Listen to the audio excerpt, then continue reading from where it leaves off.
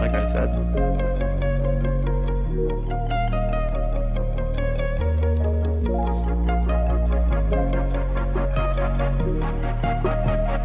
And we are live. Welcome to the NBA Strategy Show. It is Tuesday, October 25th. I am Josh Engleman. I am joined by Adam Scherer. We are brought to you by Prize Picks. Easy Tuesday coming up. 4-game slate. One game that's going to be an absolute disaster. 3 other ones that are pretty cut and dry. I'm excited for the slate. Yesterday was not the slate that I was looking for, but that'll be fine. We're going to have a lot of those as we move through this year. Before we get started, hit that like button, subscribe to the channel, hit the notification bell so you know when everything goes live. Adam, are you happy with yesterday's slate? Yeah, I mean, I didn't make money, so no, but I Yeah. was happy with how I played it. I don't really have any regrets there. I'm always going to be happy when 1/3 of the field rosters a guy that isn't starting and plays a total of like 10 minutes. Um, yeah, I mean, I was happy with it. It just didn't quite work out. I was shocked how little he played. I mean, I'm sure everybody else was too. Even not starting, it was just like, well, they don't have enough options. Turns out they had enough options. Yeah, I mean, that's the thing because like I messaged you when it first happened. I was like, I'm not sure it matters that much. Like he can easily still play 20 something minutes off the bench. But the thing is, like, it just becomes so much riskier too, because then you're just at the whims of whatever rotation the coach goes with. And so like Yeah. the downside becomes much more significant.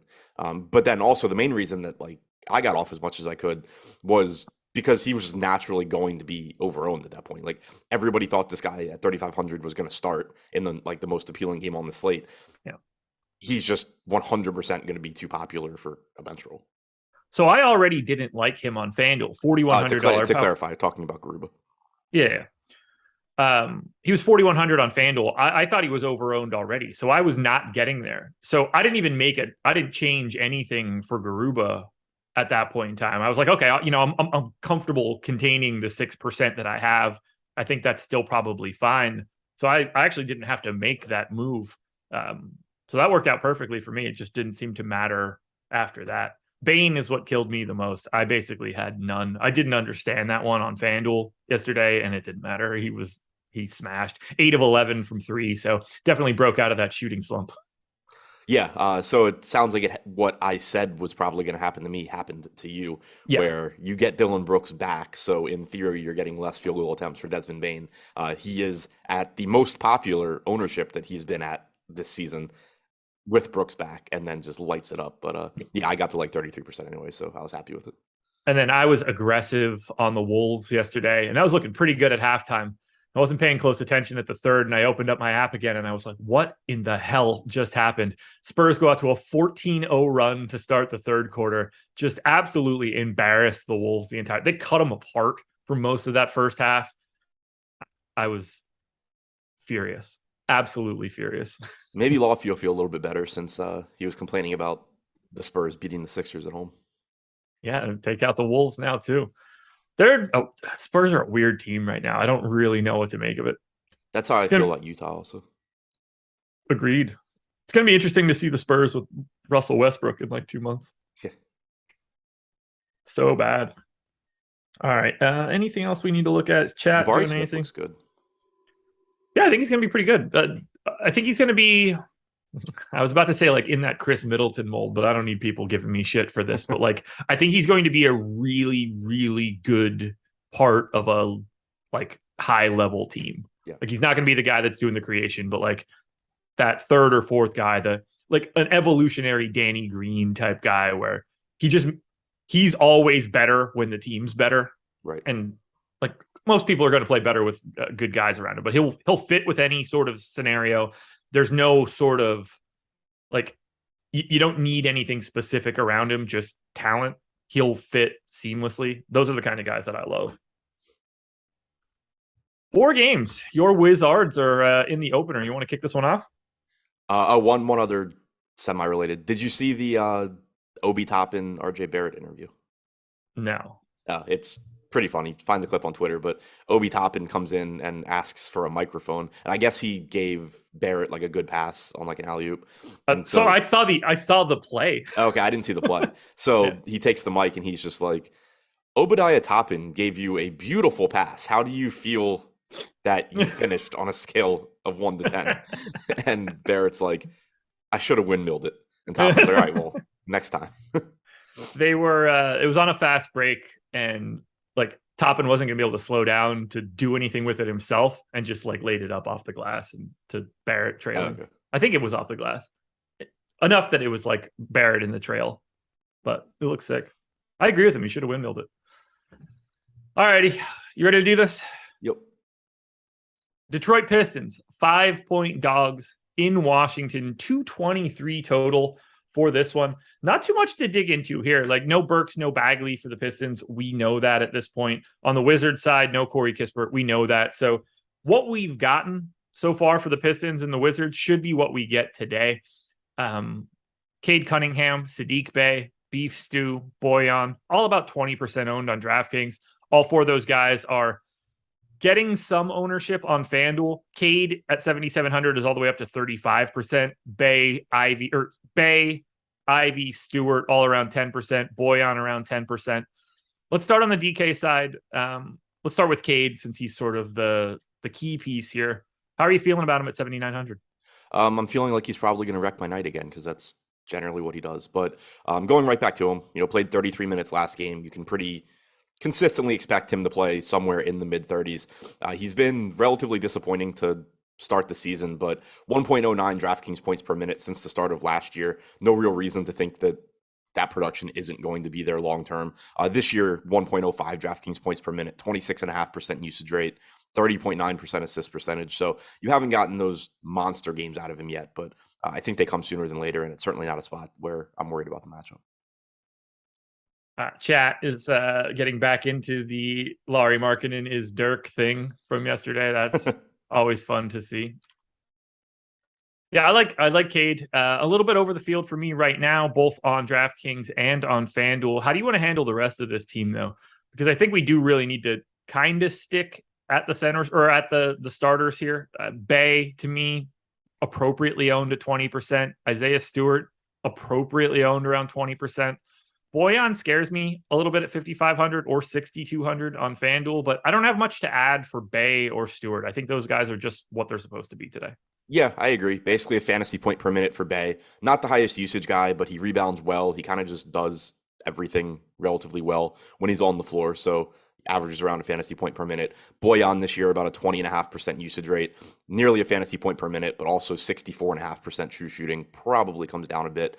Does have nearly a 13% assist percentage as well. So nice to see him so far involved in some sort of peripheral, which isn't typically his game. Jaden Ivey has a 24.8% usage rate. He's averaged 1.1 DraftKings points per minute. He is relatively expensive at 6,800, but you're only getting about 7% ownership there. So I think he's an interesting option in tournaments. I think everybody else, as far as the starters go, Stewart, Bogdanovich, Bey, Cunningham, they're all just very popular and pretty clearly good options.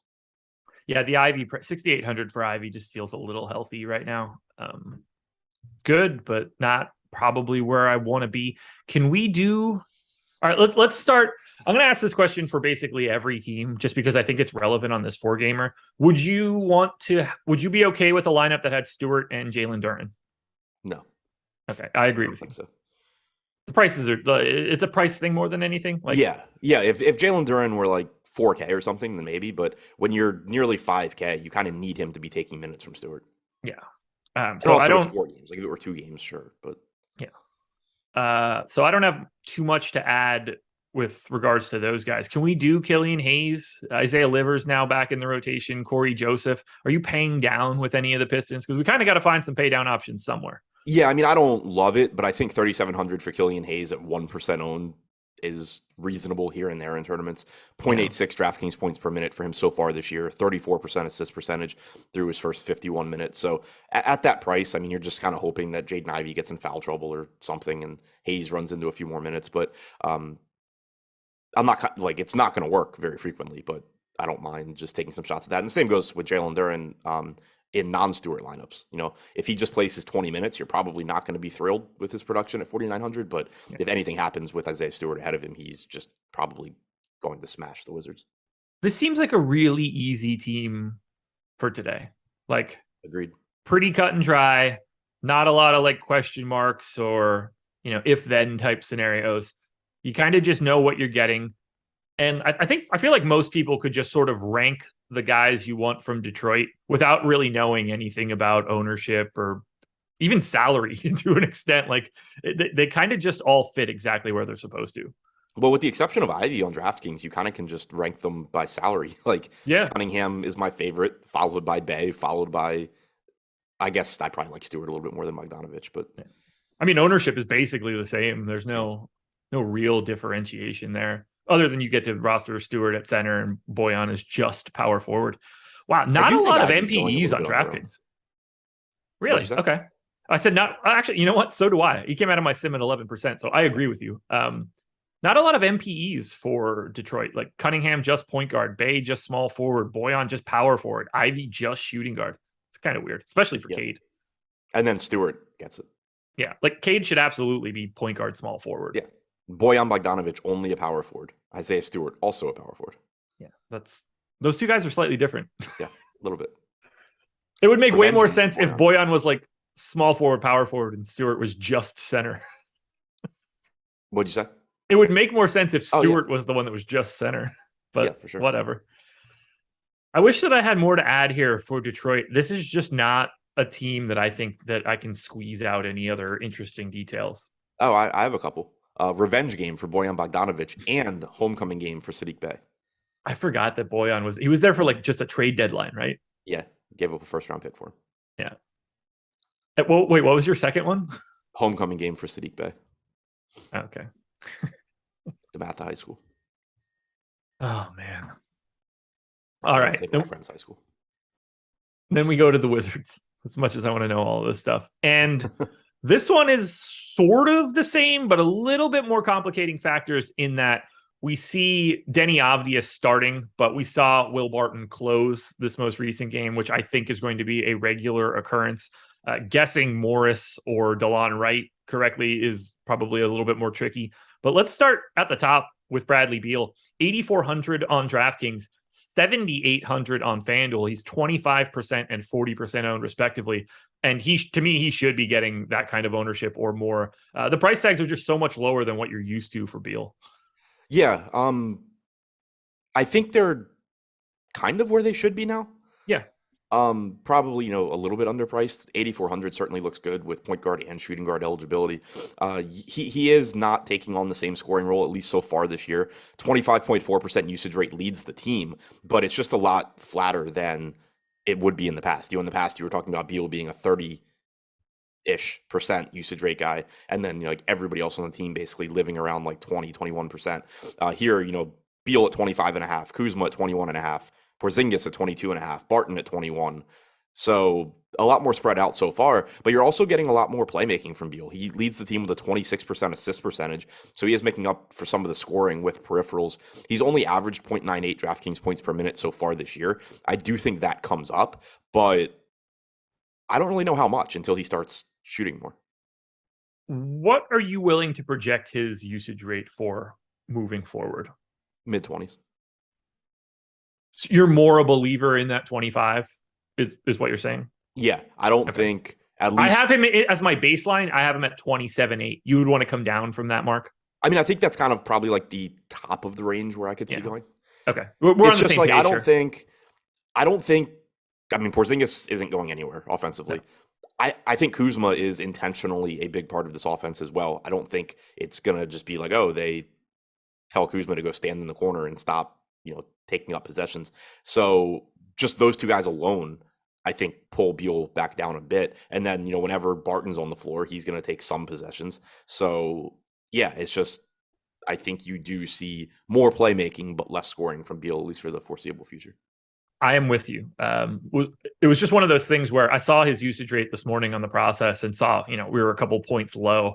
And I was curious to see what your thought was going to be on, how much is this first couple games real in comparison to sort of what we've known Beal to be in the past. And I agree. Yeah. I think it's more likely to be closer to 25 than the 29 we were used to.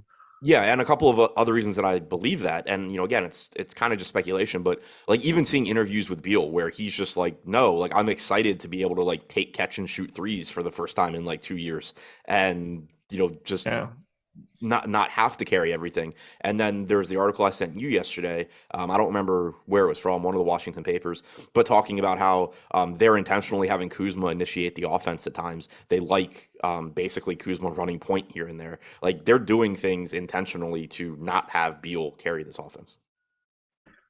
Well, one of those things that they could do to not have Beal carry the offense is go to Kristaps Porzingis, 7,700 on DraftKings, just center eligible, but still 30% owned. And then you get him on FanDuel. He's $300 cheaper, and you get the power forward eligibility. I think Porzingis looks exceptional, but the ownership is there. 30% on DK, 52 on FanDuel. To me, also completely warranted.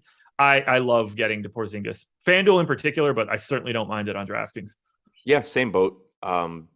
Just looks really good here. Good matchup. Center only is like the only negative on DraftKings, but 7,700 still looks good. Pulling about 30% ownership. I mentioned it a second ago. 22.5% usage rate for Porzingis so far this year. Also a 14% rebounding percentage and 11.5% assist percentage. So kind of just doing everything. He's averaged 4.7 potential assists per game, which that's not a crazy number or anything, but it's tied with Kuzma behind Beal, Morris, and Wright. Beal, by the way, 11.7 potential assists per game. Monte Morris second at 7.7. So really seeing a lot of opportunities there for Beal. But Porzingis just does everything. He gives you some block upside as well. Just looks like a really good option, and you can expect 32, 33 minutes out of him. Could also touch quickly on Kyle Kuzma, sort of the third guy that you don't really have to worry about them waffling on. 20% owned on DK, power forward eligible 6,900. He's 24% owned on FanDuel, small forward, power forward, a couple $100 more expensive. I think he looks great on DraftKings at 6,900. You kind of want the extra eligibility, but I have him quite a bit under owned at 20%. He's probably my favorite option from Washington relative to ownership. Yeah, I don't totally disagree with that. He's tied with Porzingis, 14 rebound chances per game. And this is something we saw going back to last year as well, where he just turned into a really good rebounder, or at least a guy that gets a lot of rebounds. I don't know if he's good at it or not, but the Wizards let him get plenty of rebounds. So you've seen that continue, so taking on a little bit bigger role as a playmaker, but also tied with Porzingis in rebound chances, has about a 21.5% usage rate. He's going to play a lot of minutes. They want him to be a big part of this offense. So far, 0.96 DraftKings points per minute for him. I think he looks very good as well. Yeah, I got him in for 34 minutes, a little over 36 fantasy points. I'm coming up with 2x the field on DraftKings, pretty neutral on FanDuel. And then we get to the guy that I think is curious to me. Because when I took a lap through the industry, he seemed to be wildly underprojected from a minutes perspective. How many minutes do you expect Will Barton to be playing today? Shooting guard, small forward eligible, and 4,400. Projected for 6.5% ownership. 28-ish? Okay, I gave him 27. I have him as the number one value play on the Wizards. I got him 24.5 fantasy points, 0.85. That has not been what he's done so far this season. Poor shooting, but why is he 6.5%? Because he doesn't start? And actually, I take it back. 28 is way too high of a projection. I'll probably go like 25, 26. Okay. I think he looks exceptional as a value option at no ownership today. I do think he looks good. I mean, the concern is just, does he end up closing? Because he doesn't have to. You go back to the game against the Bulls 2 games ago where Denny Avdia was in the closing lineup over him. So there's paths to him getting there, whether it's in place of Avdia, which is the most likely case, or in place, I guess, potentially of Morris. But typically that's going to be either Morris or DeLon Wright. But like if Avdia's playing well, there's no guarantee Barton closes. And in that game, he only played 17 minutes. So like there is substantial risk on Will Barton. But if he's able to get into the closing lineup, you're talking about mid-20s. Yeah, I just look. 20s. He played 30 in regulation last game. Yeah.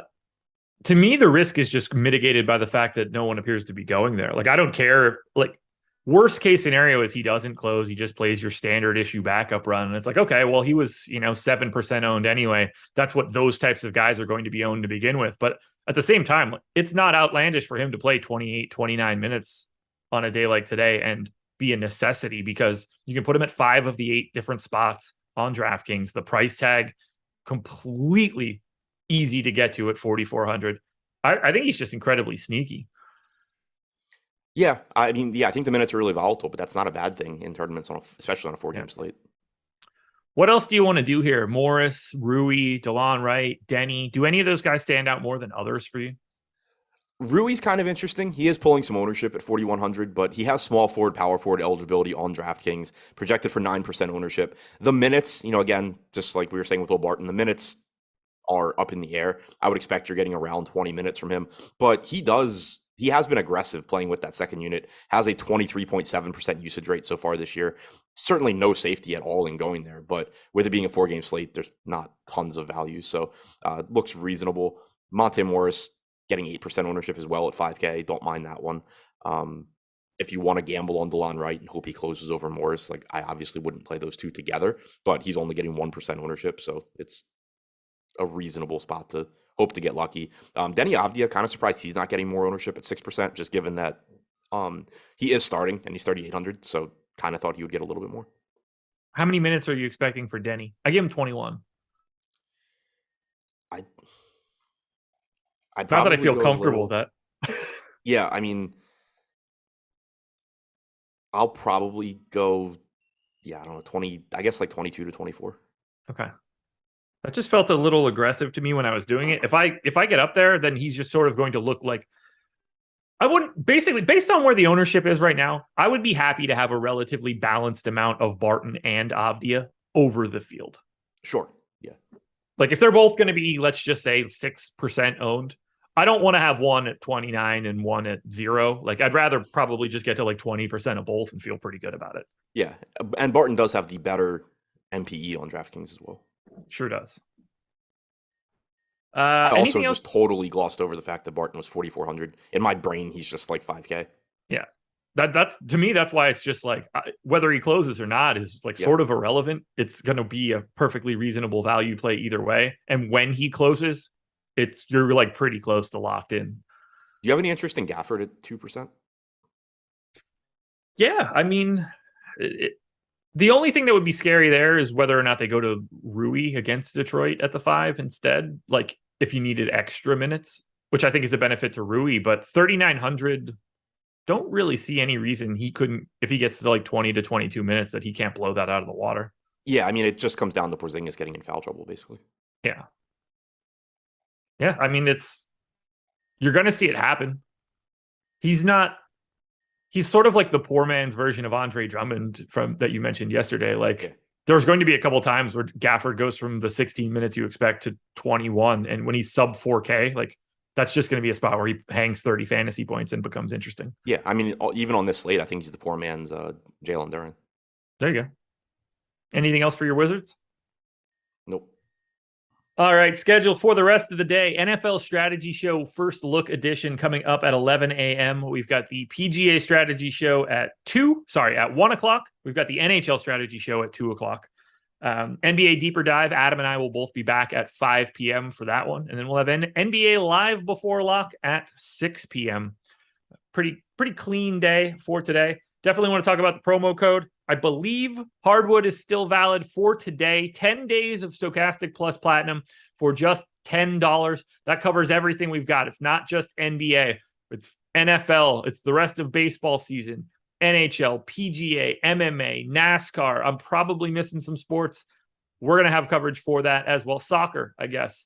That'll get you 10 days for just $10 as long as you use the promo code Hardwood. Go to stokastic.com/promos in order to get that one.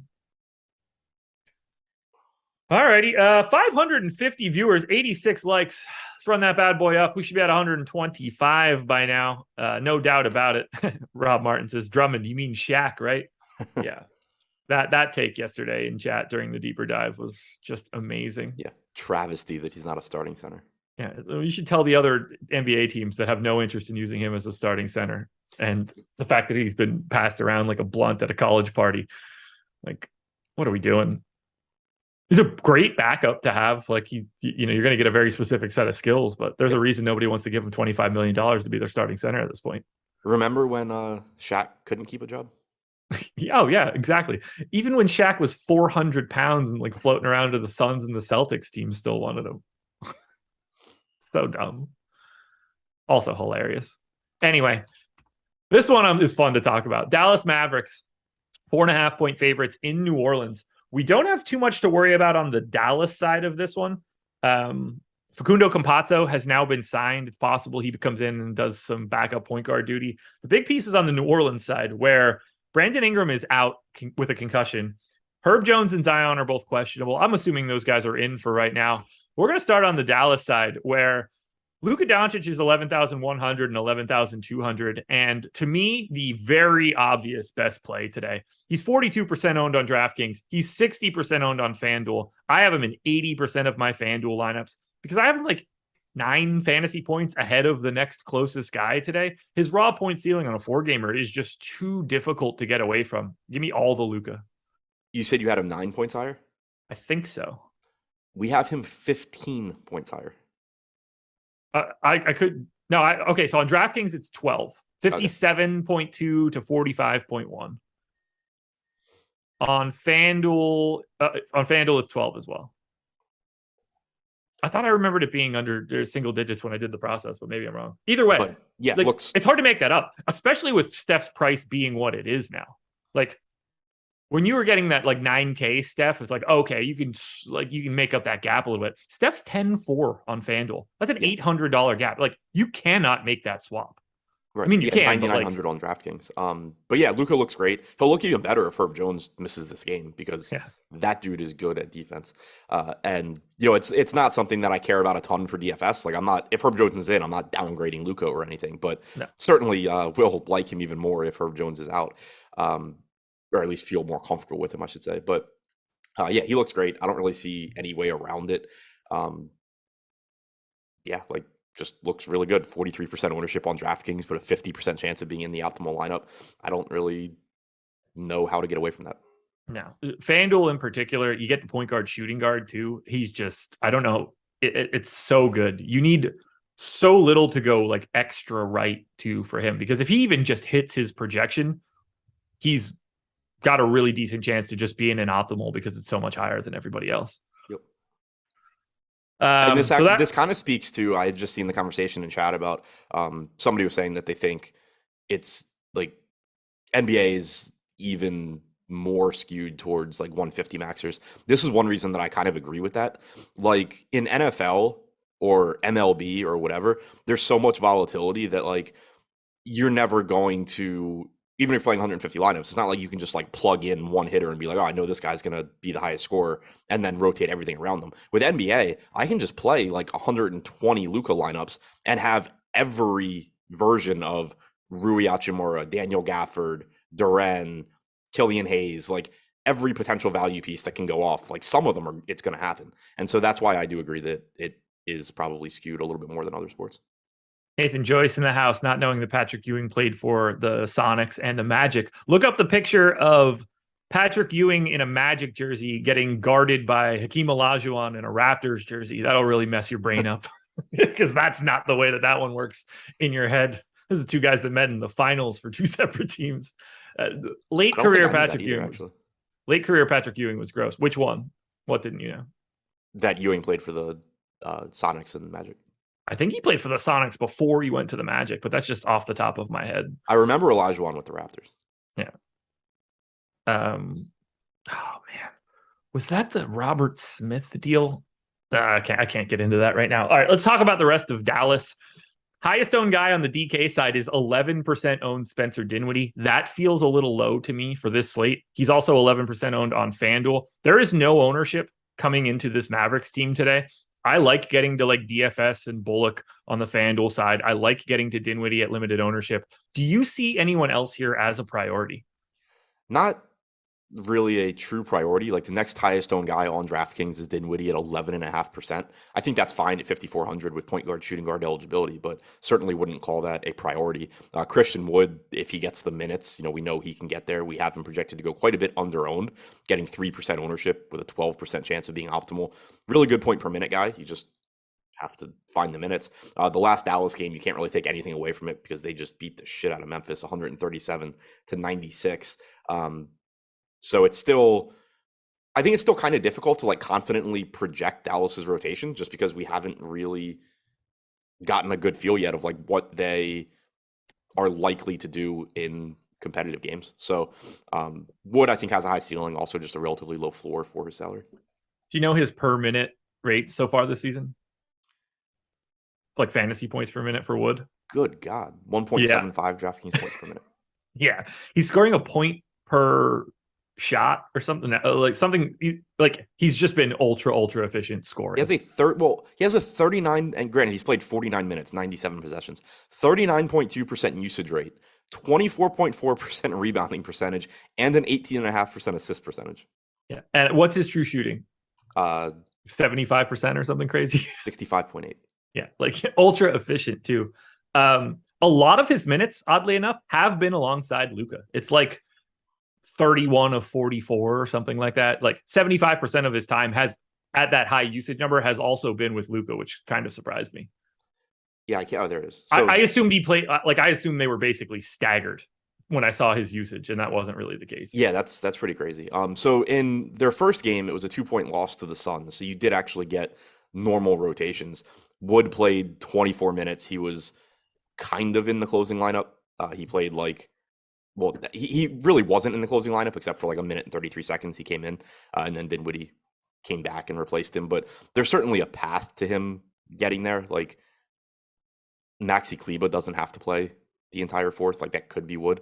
I think Wood can close here today because the Pelicans are likely to be closing with Larry Nance, and I think you can get away with Wood at that point. Yeah, I think that makes sense. So, yeah, certainly not safe, but like if he gets 28 minutes somehow, you're going to probably want him. Yeah. The price tag's still real. Like he's still 8,200 on FanDuel. That's a tough sell. You need him to, I don't want to say you need him to close, but like you need him to pick up a little bit of extra run. But I think this is the type of matchup that's set up to have that happen, because I don't think they want Joe Val out there in closing time against Luka if this one's competitive. Just my thought. Bench guys, Tim Hardaway. I mean, Maxi's sort of always semi-viable, depending on how, like, every once in a while he's just going to play 32 minutes, and you're like, well, where did that come from today?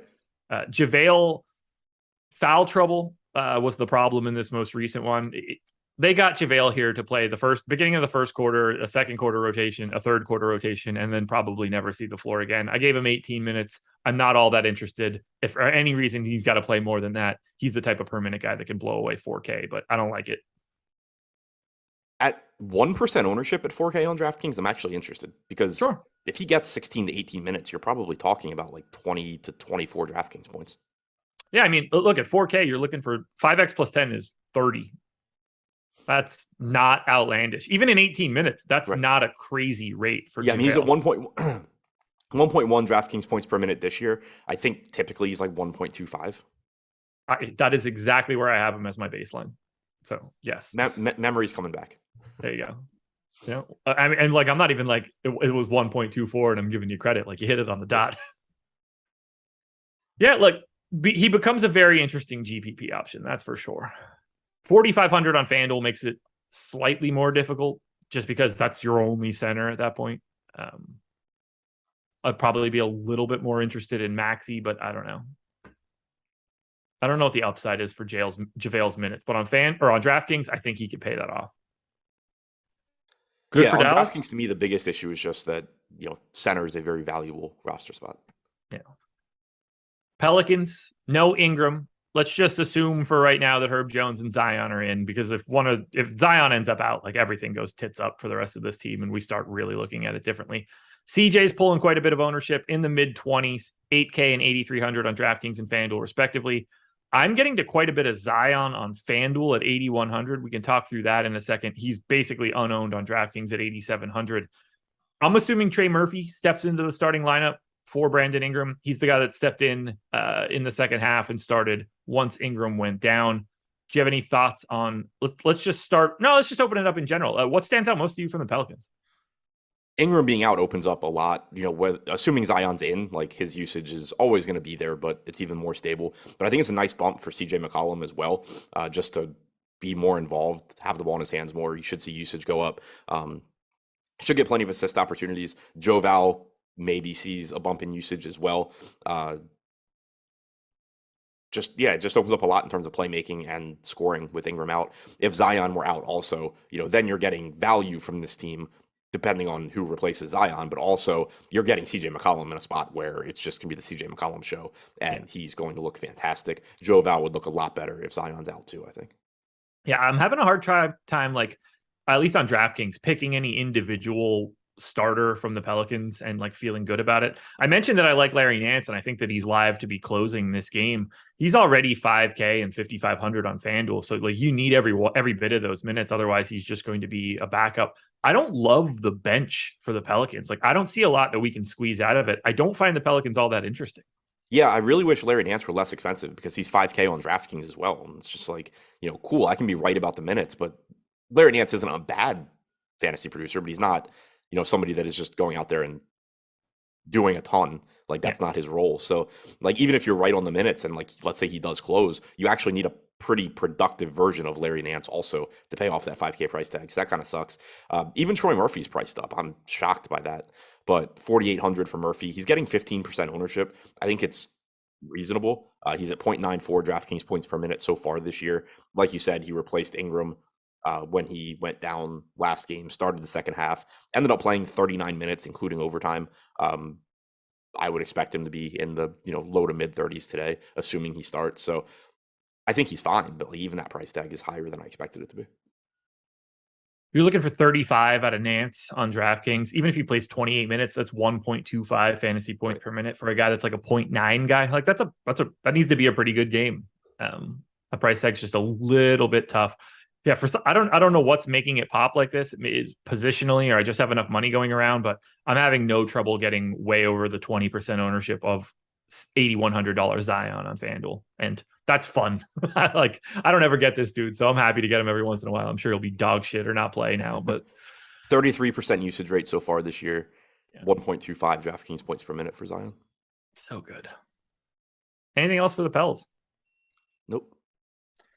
All righty. Well, let's talk a little bit about the presenting sponsor of this show. That is Prize Picks. If you click the link in the description of this video, head on over to Prize Picks and make a deposit. They will match that deposit up to $100. We've got plenty of tools at Stokastic that will help you out. We've got videos as well for Prize Picks. You don't even have to just take basketball ones. There are soccer Prize Picks and boxing and MMA and MLB and NFL. You're taking player props, trying to put together 5 on one card. If you do, you can net up to 10 extra entry fee if you win. I'm going to hit Adam with, they don't even have fantasy scores up. So I'm going to have to give you some literal props for right now. I'm going to stick with your boy right out of the gate, Bradley Beal, over under 23.5 real points. Under. I got him at 24.3. That's probably not one that I would really want to take. But why do you hate Bradley Beal now? It's not so much I hate Beal as I love Porzingis. Kristaps Porzingis over under 19.5. Over. I would take the over as well. I got him at 20.5, so that one stands to be pretty good for me. Let's just stick with this game. We'll go to the Detroit side. Cade Cunningham over under 20 real points. Under.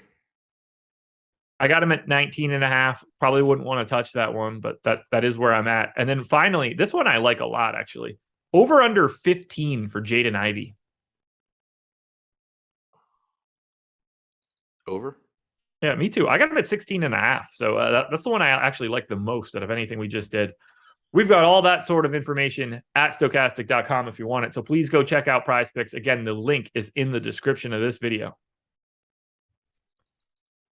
The Los Angeles Clippers are 9.5-point favorites in Oklahoma City. And just for everybody here, buckle up because this is going to be a steaming pile of random bullshit. The Clippers are going to be without Paul George tonight and without Marcus Morris. Who knows if they add anybody else at the 130 injury report too with this team. And then the Thunder, just so they don't want to get left out really in their tank for Wembayama. No Josh Giddey, no Shai Gilgeous-Alexander. Obviously, Jalen Williams still out with that facial fracture from the opener. Let's start on the Clippers side. The most owned guy is Norm Powell because he's 4,800 on DK and for reasons that I'll never be able to understand, 3,900 on FanDuel. He's a no-brainer value on FanDuel. I can't even have this as a talking point. No matter how much you think he's going to play, Norm Powell's a good value play at 3,900. I assume he starts. I got him in for 30 minutes. I don't feel good about that, but how do you feel about Powell? Let's just start there. I mean, 3,900 on FanDuel is a joke. Like you and I were talking about it before the show. Even if everybody were in, that would be a reasonable play. With them out, Powell just looks extremely good.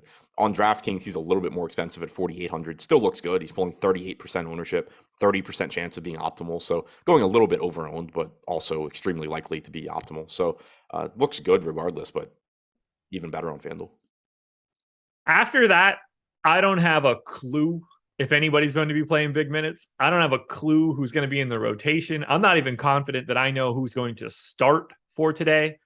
I think Nick Batum looks like a really interesting value at 3,200. He's getting ownership. He's 3,600 on FanDuel. I think you can make cases for Robert Covington playing more center minutes. I actually think this is an interesting spot for Zubats to just play like a normal center and play 30 to 32 minutes. They don't have to worry about pick and roll threats on the Pelicans when their two best ball handlers aren't playing today. Thunder. Oh, I said Pelicans. I was just like, interesting. Yeah, Thunder. What do you do here with the Clippers? I don't know, man. Covington at 4,100 can certainly run into more minutes without Marcus Morris. I agree with you. Batum probably plays more. He's only 3,200. Kind of surprised he's not getting more than 20% ownership at essentially minimum salary on DraftKings. I do like Zubats a lot. We saw them out of the gate give him a ton of minutes. And Morris being out opens up front court minutes for guys like, Covington. He doesn't have to just play as the backup to Zubats. And like you said, matchup wise, it shouldn't be an issue. Keeping Zubats out there, he's pulling 17% ownership. John Wall at 5,200 should have the ball in his hands plenty. Yeah, I think there's just a lot from the Clippers that looks good, and trying to guess which one guy is going to end up having a good game is really difficult. Here's a sentence I never thought I would say. I think the only Clipper you can't really play is $8,300 Kawhi Leonard. It's so tempting, though. But, like, jokes aside, though, like, he's the worst play on DraftKings for the Clippers, right? I think so, yeah. It's so hard. And he's 8,300. Like, that's the most ridiculous with no Paul George. With no Paul George. It's so stupid. It's so stupid. Well, and it's scary because, like, if for some illogical reason Kawhi Leonard just goes and plays 32 minutes, he's going to destroy the salary at 3% owned, and you're going to feel like an absolute idiot for not having him. But it's just so hard to envision that happening in this game. Yeah, I don't know what to make of it. You can legitimately make a case for like 11 different Clippers tonight, and Kawhi has the worst case. He's 7K on FanDuel. I think you could actually play him and play him pretty significantly. He's 29% owned on FanDuel. That's a different play. I don't think so. Because he started the second half of the last game he played. Did he play the first half, though? He played the final, 6 minutes of the first half. Yeah. I think that's intentional. See, this is where it gets weird. I think they just wanted him to play, high leverage minutes. And right. This is not a game where you would expect to get, he could just also not have to play the fourth quarter because it's the Thunder without their best players. Right. I wouldn't be, if he starts, I think that's even more terrifying because I don't know if he, I think he probably still plays 24 minutes. Yeah, I was about to ask how many minutes you were giving him because I was going to say 24. Yeah, I have him in for 24 right now, but I also have Kennard, Batum, Covington in for 24, Zubats, Reggie Jackson, Wall 26 or 22. Norm Powell's the only guy I gave 30, and I don't even feel comfortable with that. So, how good do you think Reggie Jackson looks? Because he's 8% owned at 5,700, playing without George and we're assuming, without much Kawhi. I think he's bad now. From a basketball standpoint? Yeah. Based on what? His entire season last year and this season.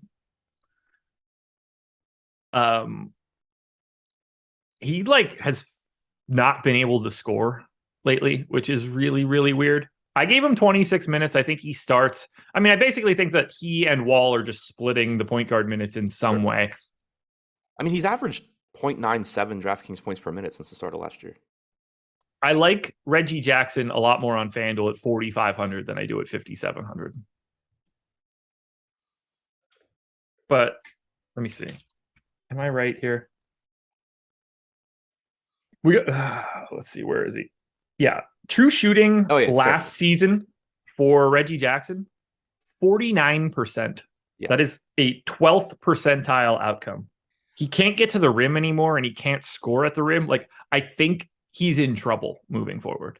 1,570 minutes without George on the floor since the start of last year. 28.7% usage rate, 28.9% assist percentage, 1.04 DraftKings points per minute because he has a 48.1% true shooting percentage. That's craziness. Does concern me a little bit now, as weird as this sounds, because of Norm Powell being there. I think that additional usage probably doesn't go to Reggie Jackson the same way that it did with no Paul George. Because remember, no Paul George also meant no Kawhi last year. Right, too. Yeah, no Kawhi. And again, we're not expecting a ton of overlap in minutes, but there will be some. Yeah. So, yeah, I don't know. I think there's a high ceiling, but I guess still pretty unlikely to get to it. Yeah, I'm nervous for him for the rest of the season. I think I think he might be done as a basketball player by the time this season ends. If he can't get to the rim anymore and is sub 50%, like they're not going to be able to play him. They'll cut him loose. Yeah. Like he will just stop being out there, and it's somehow this is going to become John Wall. Do you think they play Wall and Jackson alongside each other today? I doubt it. This is just not a team that has to like massage rotations like that. Right. I was going to say, I assume that you just get them still splitting the point guard minutes, and you're just getting more Terrence Mann, Luke Kennard, Coffee, Boston. Right. They have so many bodies on this team. Like, they probably are actively trying to get those guys minutes just so that they're, fresh and not completely bitching about not playing and all of that. Like, it wouldn't even make that much sense for them to try and condense the rotation, by playing Wall and Jackson alongside each other. We have like 7-8 minutes to go before we got to get out of here. We were really diving into this 4-gamer. Adam and I will be back with a deeper dive later tonight where we'll have a little bit more information of what's going on here. Do you have anything else you want to add to the Clippers right now? Nope. Just crapshoot of all crapshoots today. Pay attention to the starting lineup. That information is going to be more important than normal. And then we go to OKC, which might actually be worse for a rotation here. Again, no Giddey, no Giddey, no Shea. Dort is in. He gets massive usage bumps when those two guys aren't on the floor. He's 6K on DK, 6,200 on FanDuel. We're seeing him and Trey Mann. Trey Mann, I assume, going to be starting at point guard. They're the two 20% owned guys. There's not a ton of ownership coming into Oklahoma City, and I'm good with that. Like, Jeremiah Robinson, Earl, Aaron Wiggins, Kenrich Williams, that's sort of what I'm expecting as a starting lineup, but I don't think anything looks really that good outside of Dort and Mann. Maybe a little Kenrich Williams, but I hate this team so much. Yeah, so do I. Lou Dort, I do think looks good. We saw a nice bump in usage for him last year when Gilgeous-Alexander and Giddey didn't play. I am also admittedly extremely biased toward Lou Dort as a basketball player. But likewise. Yeah, but pulling it up now, it's like 29% usage or something crazy. Yeah, 20 those guys aren't on. 187 minutes since last year without SGA or Giddey. 28.3% usage. Only 0.88 DraftKings points per minute because he has a 44.9% true shooting percentage, which is problematic. But also a 12.5% assist percentage. He's a little bit more expensive than I would like, but I think 6K is reasonable. Trey Mann certainly has a path to plenty of minutes, plenty of production as well. He averaged 0.94 DraftKings points per minute with a 27.5% usage rate without those guys on the floor last year. So they both look pretty good. They're on Oklahoma City, so I mean, obviously there's some risk there, but they look pretty good. I'm with you. Kenrich Williams pulling about 10% ownership. Aaron Wiggins at 3,100 pulling 12%. Yeah, I think he's the third best option behind Dort and Mann. Purely a price play. Like, the dude is terrible, but 0.71 DraftKings points per minute at 3,100 can certainly get it done. Aaron Wiggins today is the Luka caddy. Yeah, like, it's him and Batum. Yeah. There's no way to be confident about, to me, any other name other than Dort and Mann. From like a true confidence standpoint, I think they're the only two guys that like I trust their minutes. Because I think Mann just has to be the starting point guard and just be out there. Most likely, yeah. But like Isaiah Joe could get run.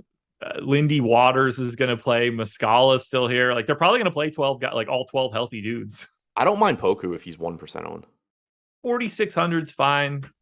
If he starts, great. Like, the starting lineup here will be very important too. Yeah, I mean, he's as not good as he is as a NBA player. He's averaged 1 DraftKings point per minute without those guys on the floor in 606 minutes. 21.5% usage, 18.5% assist percentage, 12.5% rebounding percentage. He's coming off of a game where he started and still managed to only play 12 minutes. So, again, everything here is risky to some extent just because OKC doesn't care.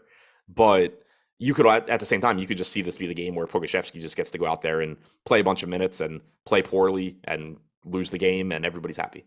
Yeah, it's tricky. I just don't have a feel for it. It's really difficult to want to project anybody more than 24 minutes that isn't Dort or Mann. Yeah, I think I agree with that. And that's what's tricky. All right, let's close this one out relatively quickly. It's an easy game to talk about. Warriors and Suns. For the Warriors, the only guy that we don't have now is Dante DiVincenzo. He's going to be out for a couple games. On the Phoenix side, we're still without Jay Crowder, who just isn't with the team. 11, 11, 19, 16, 17. That's the ownership of Curry, Wiggins, Green, Poole, Clay. I think these guys all look really similar based on their salaries. I don't have many priorities. I rarely get to a lot of the Warriors. I don't find them all that interesting today, nor does the public ownership. Like, I'm going to work my way through Warriors because it's a 4-game slate, but there's not a priority on this team. That's pretty much how I see it as well. They're all priced pretty much where they should be. They're all certain, like all the starters are clearly playable, or I should say starters plus Poole. They're clearly playable, but like there's just not one that really stands out. You know, Steph Curry, obviously you're always happy to get to him, but I'm going to be prioritizing getting to Luka over him. And then there's plenty of, cheaper guards to get to. Jordan Poole at 6,200, probably my favorite play from Golden State, but I think it's just really close between like him, Draymond, Clay, probably. It's third. Draymond for me, but Poole's probably second. Yeah, I think, it's Draymond or Poole for me, I think. Yeah. But even then, like $5,600 Draymond still, if he's only playing 28, 29 minutes, it's not like the craziest ceiling in the world. And FanDuel's the same situation. Draymond pulling a little bit more love at 5,900, but everybody's in the teens or even less than the teens. From the bench, like take your shots on JaMychal Green.